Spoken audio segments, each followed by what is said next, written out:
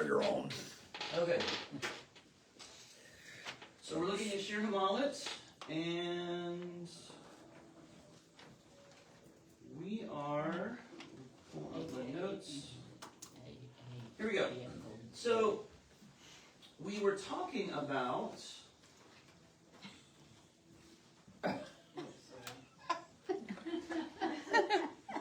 it's just even when you duck your talk. It's just a stage you're going through. So we had last week we talked about again about the idea of laughter being something that is a way that we respond to things when we're still kind of dazed, when we're still kind of in a dream. That laughter is one of those things that can happen kind of even when we're still in our unconscious and things don't seem real. And we talked a little bit about Sarah and what happened with her. She's in a daze. She's been told what the truth is going to happen, and it just can't seem, it's just absurd. And so what is her immediate response? It's to laugh, and then it's to sing. It's to give a poem. And so that's what we see in the Shir Hamalet. Our mouth was filled with laughter, and our tongue was singing. But then we talked about what was the thing that often wakes us up from our daze, from our dream. It's someone else. It's someone else shaking us awake, someone else speaking to us, and oftentimes that gets pulled into the dream, interpreted as though you're still in the dream until you wake up. And so in this instance, we see that it was the nations, it was the other nations, it was the Gentiles who saw what had happened. And within the psalm, they speak out, the Lord has done great things with these, pointing to Israel. And so it's when this other voice from the outside speaks up and speaks the truth that helps to wake them up from the daze. Have you ever had that happen? Not just in a dream, but something's going on in your life, and it just doesn't seem quite real, but then the person next to you or another person, they speak about it, they say something, and you're like, that's right, it is. Okay, we're heading this direction now. It didn't seem real, but now that someone else has noticed this, now that someone else has spoken into it, I know it's not just me. It's like a light coming on. Yeah, exactly. Like a light bulb coming on. Terry, these other nations, they weren't believers, were they? No. I mean, the fact that they recognized that the Lord It's big, is something. right? Yeah. When someone who's not a believer recognizes that something amazing has happened, because they believed in other gods probably, there wasn't an issue. See, this is an interesting thing. So in this time period, neither the Jews, and we're talking about 10 Commandments leaving Egypt, getting back to Israel. In this time period, they were not monotheists. Okay? In this time period, Israel were not monotheists. They did not believe that only one God existed. They were what is called monolatrists. And what that means is there are many gods, but we will only serve ours, who is the most powerful. Okay? So in the Ten Commandments, or the Decalogue, more properly said, says, you will have no other gods in my presence. It is not saying, I'm telling you, you have to believe that only one God exists. Because obviously, if it says you'll have no other gods in my presence, it means there is the possibility there are other gods to be in his presence. It's kind of like my wife and I. Laura does not expect me to believe that no other women exist. Okay? She doesn't expect me to believe that. She does expect me that in the relationship that we have, she's the only one in that relationship. Okay? Same thing. God is not saying you have to believe no other gods exist. But I'm going to be the only one in the relationship I've called us to. So we have to give them a little slack. because that's the way things were. And so when the other nations who are also serving their God notice that Israel's God has done something great,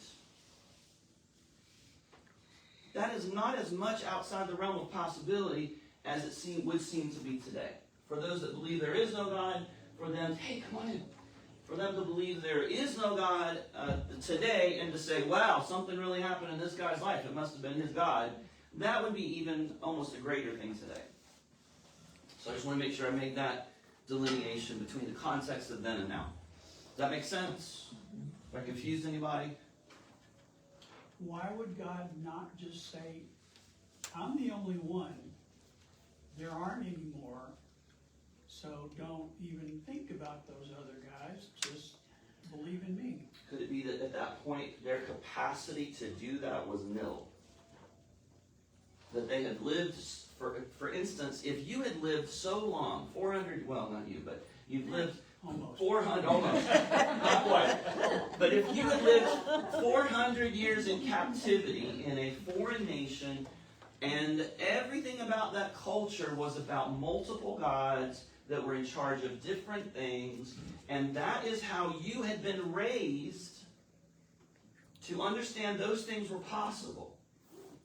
Because if you actually look at all the plagues are actually a story about God targeting one of their gods and proving he was more powerful than that God. Not that that God didn't exist, but he was the more powerful God. Because apparently at this time, that was kind of the important thing.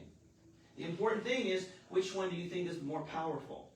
Which one do you think is actually going to be able to do what he says he'll do because he's over all the other gods? And if you actually read within the Old Testament, that concept of there are other gods, but our God is the greatest. Our God is the most powerful. You'll see it over and over and over again. That sounds almost political.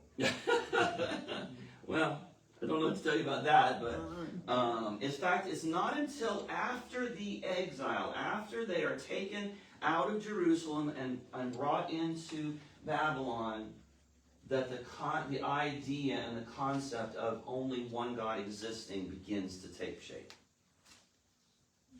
Okay? Any other questions? Okay. So, the nations speak out and they are able to wake things up. And what is the very next thing that happens? So they're in a daze. Things are absurd. The best they can do is laugh and sing. They're not quite able to cognize, to consciously accept or expound on what has happened until they're woken up by an outside force. The Gentiles speak and say, their God, in fact, it's the Lord, which is Yahweh, has done great things with them. And what's the next thing? They wake up and they're able to say it themselves. They say, the Lord has done great things with us. And now we can rejoice. Because we're awake. We're not in the dream anymore. We are able to rejoice fully, not just a laughter, but we're able to truly understand and rejoice. Okay? All right. All right, so we have kind of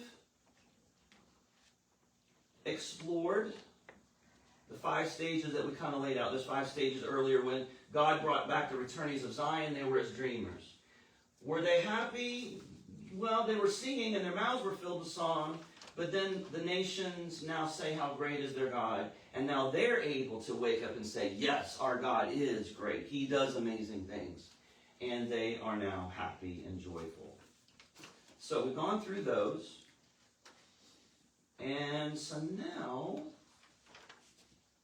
we're going to take a little turn here. And it's the turn I've been really looking forward to.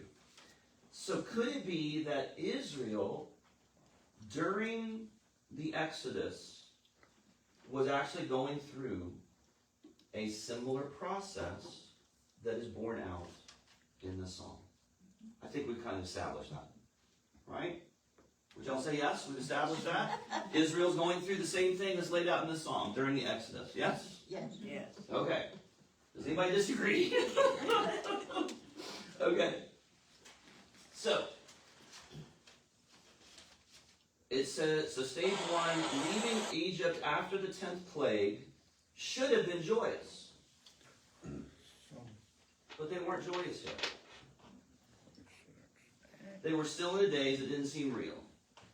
Stage 2, if we think about that story, they've come out from the 10th plague, they're going out, they're not really rejoicing yet.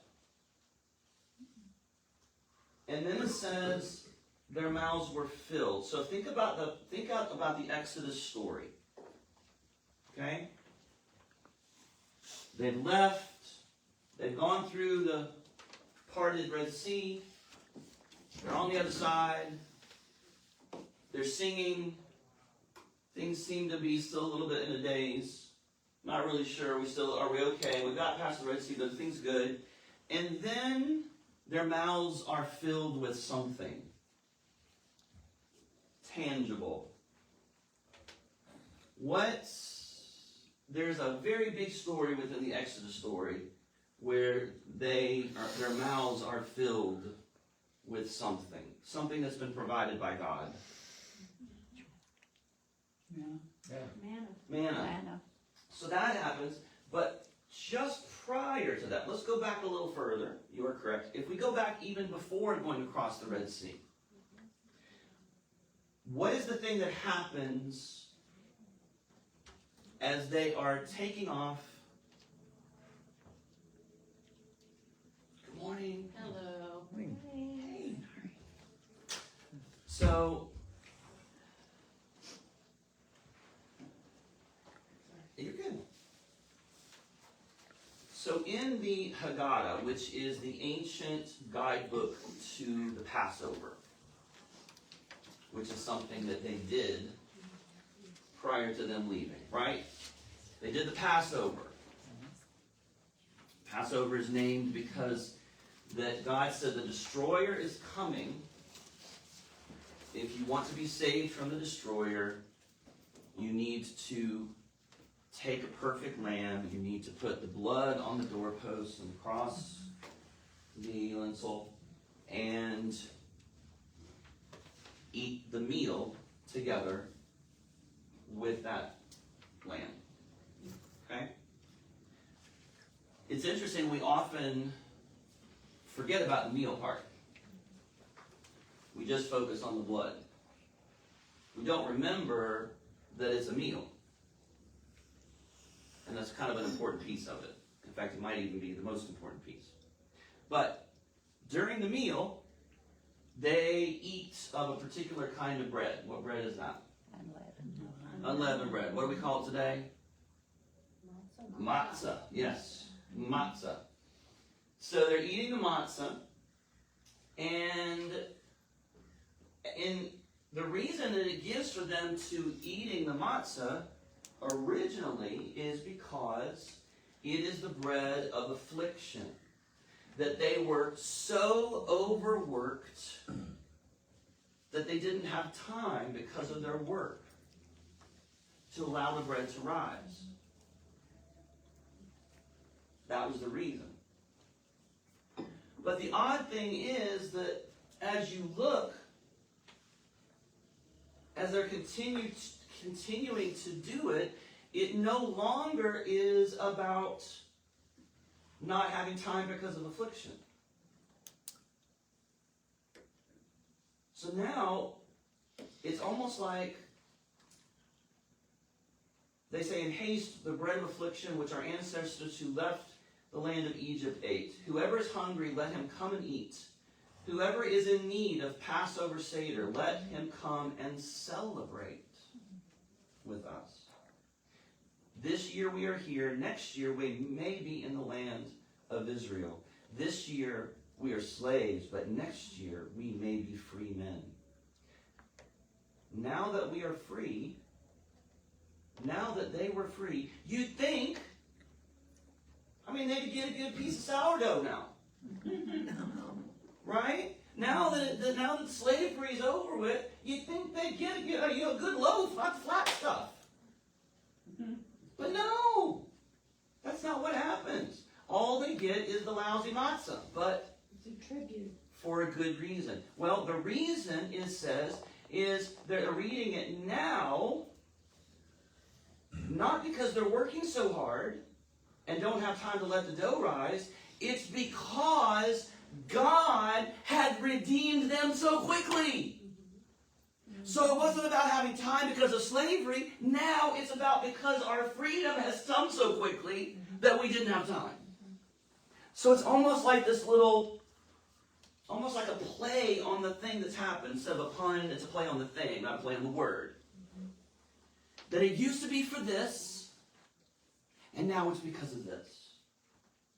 What was about slavery now is about freedom. What was about oppression now is about being redeemed from that. What was about things have gone completely wrong, we are still not where we should be, and now is we are free and headed where we should be. The symbol of slavery, of oppression, of injustice has been transformed into the symbol of redemption, of freedom, of life.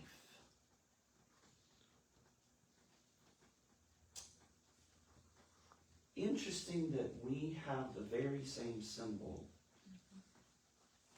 or a symbol that does exactly the same thing, sitting on the wall in front of our church. The thing that used to represent oppression and injustice, we now bear as the symbol of freedom, of justice. I just find that fascinating to me. So, in a way, the matzah might kind of be a little joke from God. Hey guys, it's matzah again, but for a completely different reason. It's absurd, isn't it? The matzah, according to the text, before the Song of the Sea, the whole 7 days, right, there's a 7-day festival of eating matzah, which culminates at the Song of the Sea, and they leave in the middle of the night. They're in a dreamlike state, and they eat matzah in a dreamlike state. And then what could be more dreamlike than the absurdity of the sea? Splitting with walls of water and walking through its crazy town. It's the ultimate dream that doesn't happen in the real world, but it does happen in the real world, so this is a dream. But what do? They sing poetry. And if there's a song, then is there a next stage to the story? So, we're going to play a little game this morning. And the game is going to be, where have I heard this before? And this is the turn I've been looking forward to. So, let's look at the very beginning of the song. First verse. Give me some nouns in this first verse.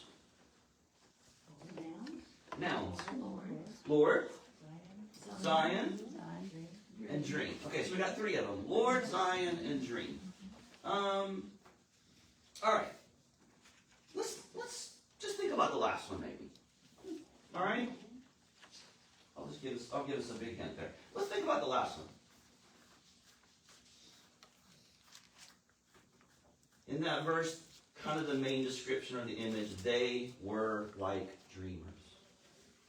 Okay? They were like dreamers. Now, let's look at the last verse. So we end with the noun of dream, And the last verse, what is the noun we end with? Sheaves. Okay, let's think just a minute. We've got the bookends of this song.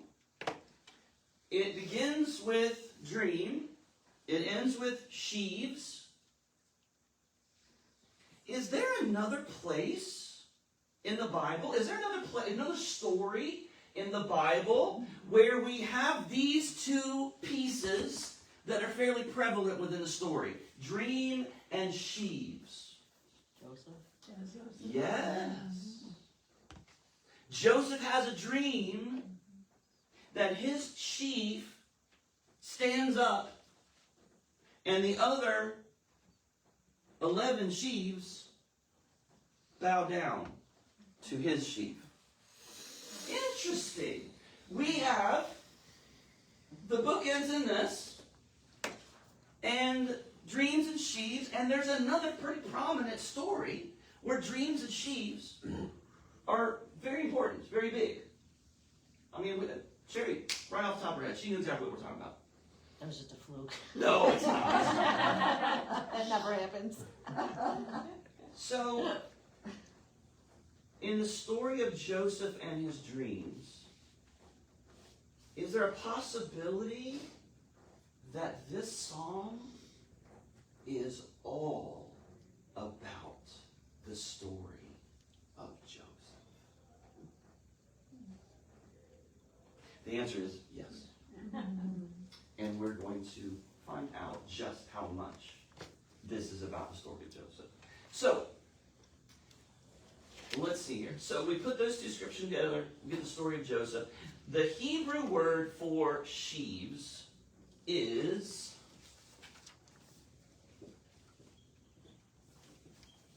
elamos. That is a Hebrew word for sheaves.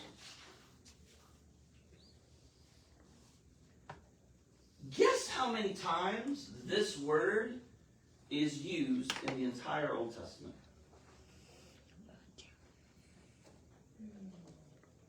Only twice. And it's the word used for the sheaves in the story of Joseph. The only two times in Scripture this word is used is in the story of Joseph and in this song. Could this be another little clue that maybe this is all about that story? Now, if you look, in fact, that particular story is in Genesis 27, if you want to have that reference. So, let's look at another verse. In verse 4, when it says, as the streams in the dry land. Another way of saying that is as flash floods in the desert. Or flash floods in the Negev, which is the desert there. So the word for that,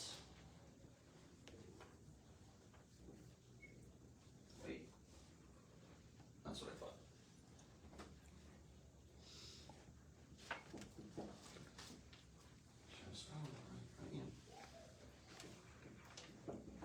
Afikim. That is the word for flash floods in the desert or streams of dry land. This word appears nowhere else in Scripture. Kinda. This is a noun. If you actually change that into a verb, and then you look for that word, the only place that's used is in Genesis 43 and Genesis 45, when it talks about Joseph trying to hold back his tears. And in one place he is successful in holding back, the other place he is not. So, streams in the desert, tears coming from an Egyptian. Again, the only two places these things are. And again, another thing pointing to the fact that this is all about the Joseph story. So what could be something else that might connect the Joseph story with this psalm? So when we look at verse 1, remember I told you that in verse 1 that the idea of those that return to Zion, it is saying the captives being returned to Zion. The exiles in Egypt returning to Zion. Who was the first captive from Canaan?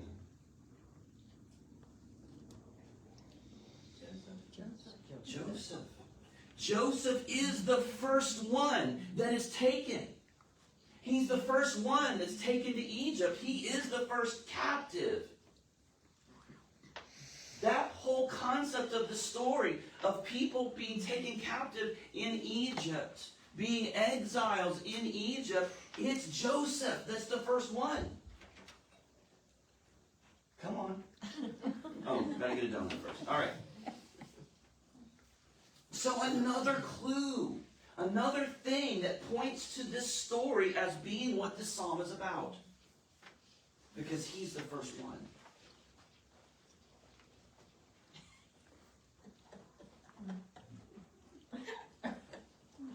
You know that camera catches you doing They that. totally saw you.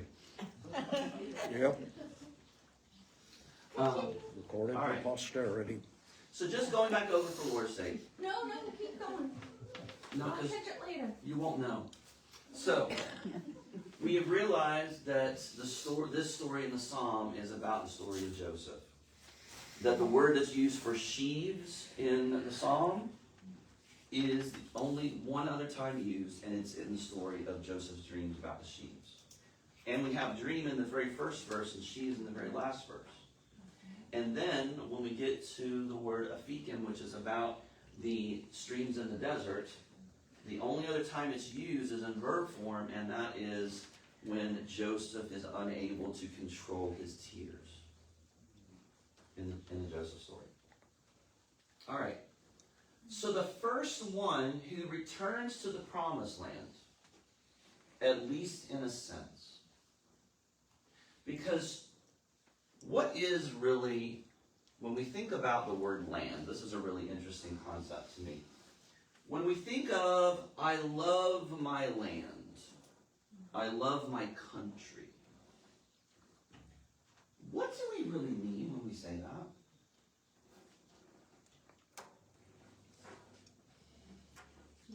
Our heritage. The people.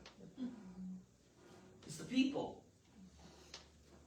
And so for Joseph, while he didn't leave Egypt, he was reunited with his family.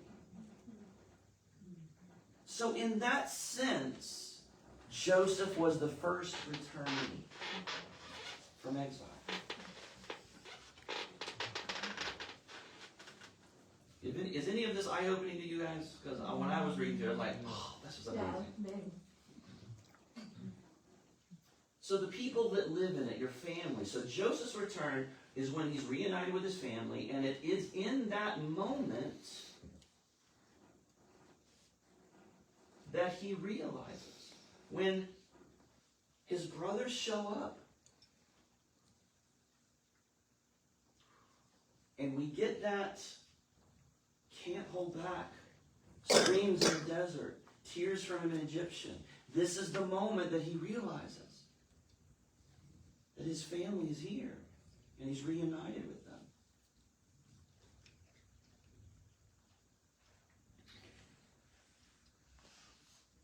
If you go hiking through the Negev is the large arid desert and semi-desert region in southern Israel.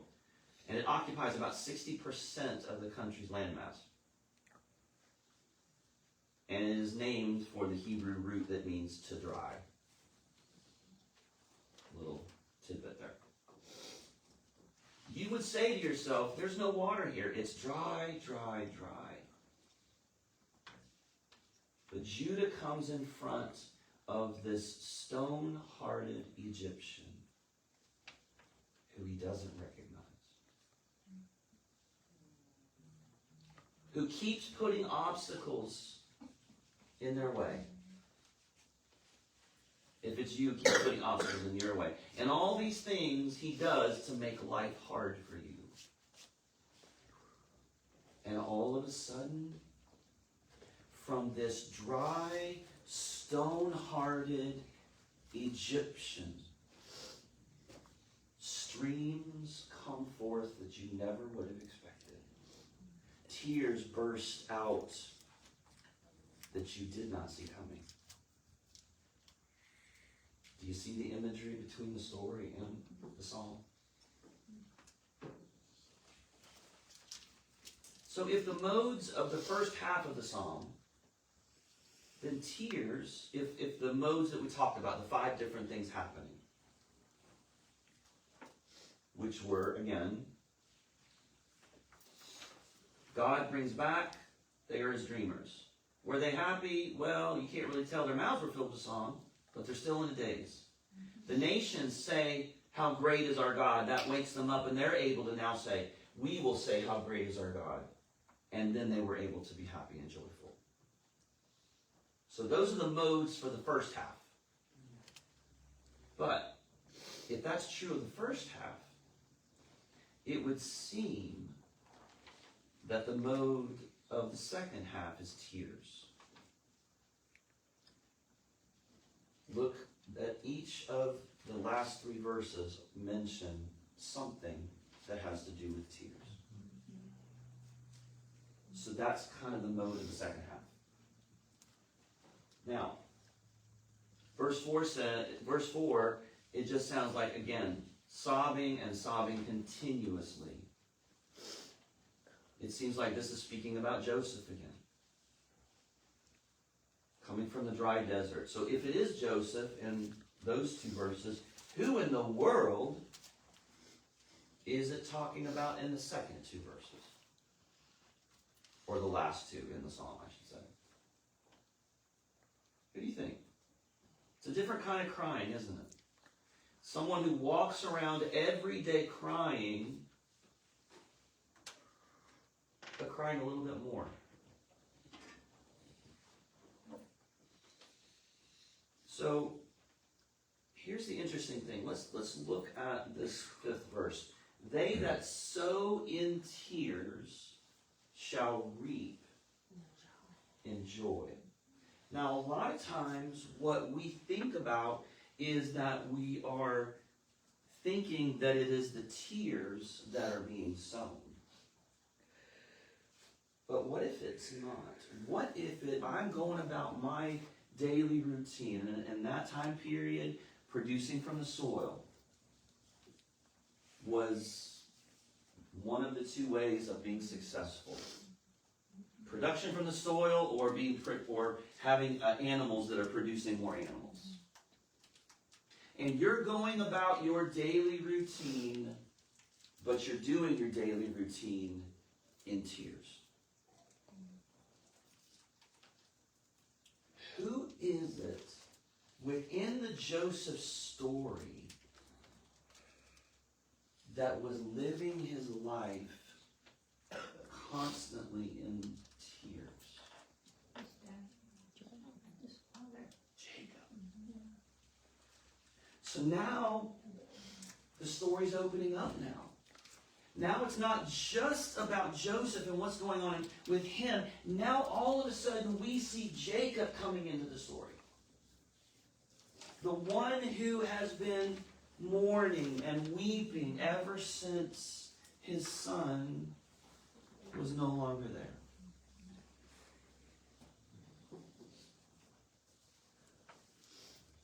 He could not be consoled.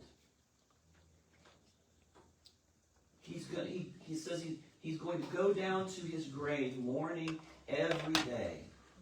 for his son. This is in Genesis 37, by the way, in case you want to know. But why? Why is he mourning every day? Why can't he get over it? Well, the only reason we understand it is because we are actually stepped back and we're looking down on the story from outside, and we know things that he doesn't know. Have you ever stopped and tried to actually put yourself in the position of one of the characters in the story and tried to understand it from their perspective? I'll tell you, I have never, until the past few months. And I just want to kick myself. Because actually thinking about that opens up things that we should have understood before. It opens up things that we should have recognized and would have given us a greater understanding of what's going on in the Joseph story. Really important things. Why could he not get over it? Well, one, Joseph isn't actually dead. We know that. We know he can't actually get over it because he's not dead. But Jacob doesn't. Jacob doesn't know that. It's almost as though Jacob somehow intuits or dreams unconsciously and somehow knows that Joseph isn't dead. He is the one, Jacob is the one who continues to cry. So we have two different sets of tears. Everyday tears, and the other that they will never break. They'll never allow their tears to come out, but then does. Are they connected? The psalm would seem to place them back to back. Streams in the dry lands in verse 4. And speaking of Joseph in 5. They that sow in tears. Jacob's tears, in a very deep way, are responsible for Joseph's tears. So in the story, trying to keep an eye on my time. All right, I'm going to ask you something, and hopefully this is going to blow your minds. If you interviewed Jacob and asked him what his tears accomplished, how do you think he would respond? What do your tears accomplish, Jacob? Do they accomplish anything? Do they do anything? He'd probably say nothing. If he said nothing, he would have looked at you as though you are stark, raving mad. That's not why you cry. That's a really weird question to ask. Because that's not why you cry. You don't cry to achieve something. You cry because you just cry. You're broken. You can't imagine there's anything good with these tears. We don't cry because it's a good thing. They're just an expression of brokenness, of bitterness.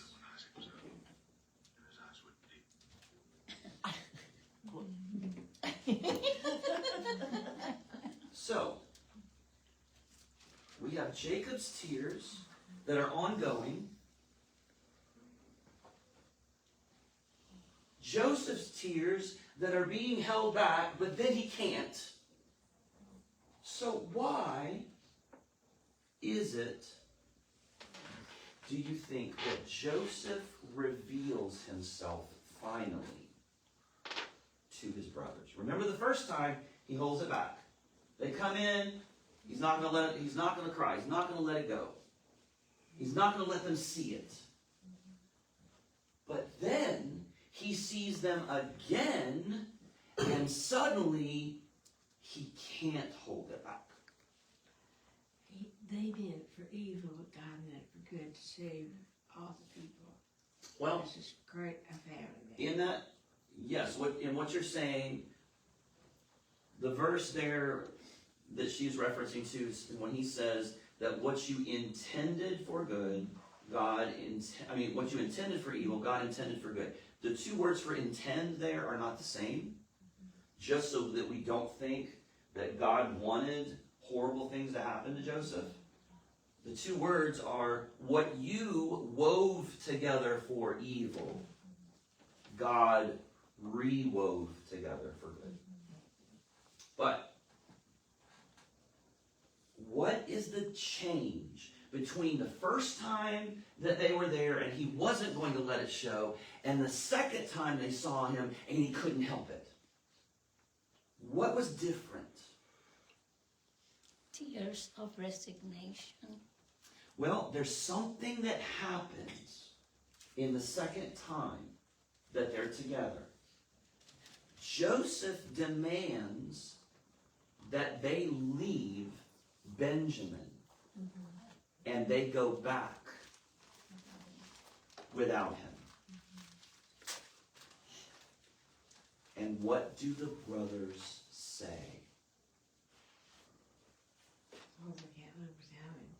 Why? Because that was the youngest child of him and Rachel. But that's not the reason they give. The reason they did. The reason they give, they say, we can't go back without him because our father has already lost our other brother and he'll die if we go back without Benjamin. Guys, you do not realize the epiphany that happens right there. Okay, I'm going to ask you two questions.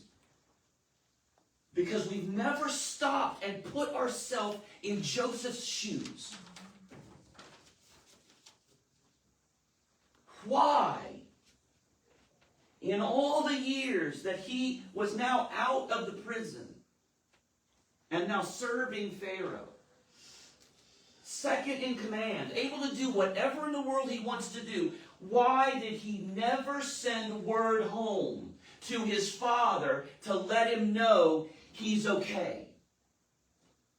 Maybe he didn't feel like his father, he already had other sons, maybe he felt like his father didn't really miss him. Well, think about what we know that Joseph doesn't know. Can I take you back to when Jacob sends Joseph to go to his brothers in Shechem? Can I take you back to that moment? And I want you to see it from Joseph's point of view. What in the world are you asking me to do? You want me to go where my brothers are, by myself. Those 11 guys who hate me. And you're sending me where they are, which is the city of Shechem. Shechem is where a mass murder took place. So you want me to go to the place of mass murder with brothers who hate me?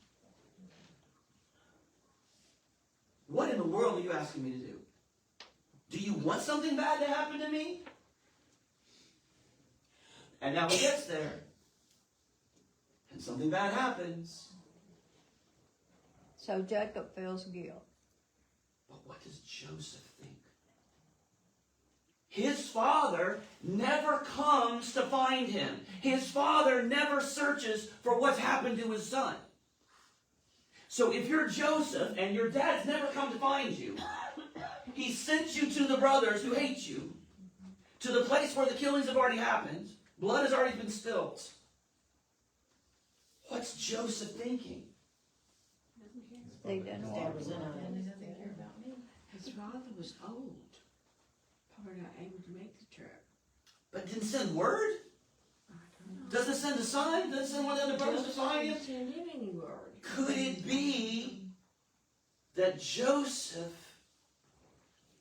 is under the misconception that this was his dad's plan all along. He was already ticked off with him about the dream where the sun and the moon, which represented Sarah and Jacob, were subservient in the dream to Joseph. Or at least that's how they interpreted it. I'm not Sarah, Jacob and Sarah. Jacob and Leah and Rachel. I'm sorry, you're right. Jacob and Leah and Rachel. Yeah, Jacob and actually either one of them. But they fall down in the dream, and he's already mad. Jacob is mad at Joseph because of his interpretation of the dream. He sends him off to the brothers, sends him away, punishment, and he goes out. Brothers who hate him, his dad knows this, sent him to this place where violence and murders already happened. His dad knows this. He's now sold into slavery. He doesn't know that his dad thinks he's dead. He doesn't know that that's why he didn't send somebody. We know it because we read from up here and see the whole story, but Joseph doesn't know. The brothers lied to your dad. They said, Yes, but Joseph doesn't know that. I know he don't. And so, could it be that he's under the misconception that it was his dad's plan all along, that they were all in on it? His dad doesn't give a rip about him. The first moment that he realizes that that isn't true is the second meeting with the brothers where they say, you can't keep him because our dad has been mourning since we lost our other brother, and he'll die if he loses this one. And it's the first time he realizes, oh my goodness, dad doesn't know. And it breaks forth. He can't hold it back. Those brothers were wicked and evil. That's putting it mildly. They're very wicked. Because Judah had a child with his daughter-in-law. Right. And And Jacob doesn't know any better because Joseph didn't send word back either. But again, because he's like, why should I? So, that's just mind-blowing to me.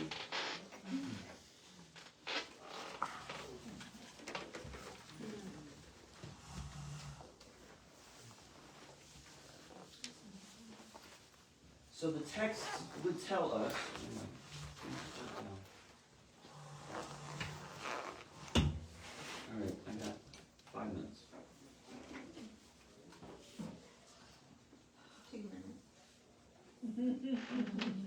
So understand that if the brothers had not revealed that truth, if the brothers had not revealed Jacob's tears, Joseph might never have revealed himself. So it's Jacob's tears that release Joseph's tears. I see. It's Jacob's tears. He's been doing his work in tears all this time. But because of that, it's released Joseph's tears. And because Joseph has revealed himself in tears, Jacob is going to be able to begin reaping, not in tears, but in joy. Terry, Doris didn't know if Dad was alive or not. He says, is your father still alive? Remember? He asked about it. He didn't know if Jacob was alive or not. Right, but the whole point was what he thought about why he was there. Right. About what his father had or had not done. But when he finally learns the truth, he now reveals, he now cries. And those tears are going to end in joy. Because he is going to be returned from theory is this: the victim of a terrible misunderstanding. You have an Israelite caravan heading down to Egypt. Shechem, I've already said this part. I did it without even reading my notes. He's in Egypt for years and years, never writes a postcard to his dad that he so clearly loves. He doesn't send word. This horrible, horrible misconception.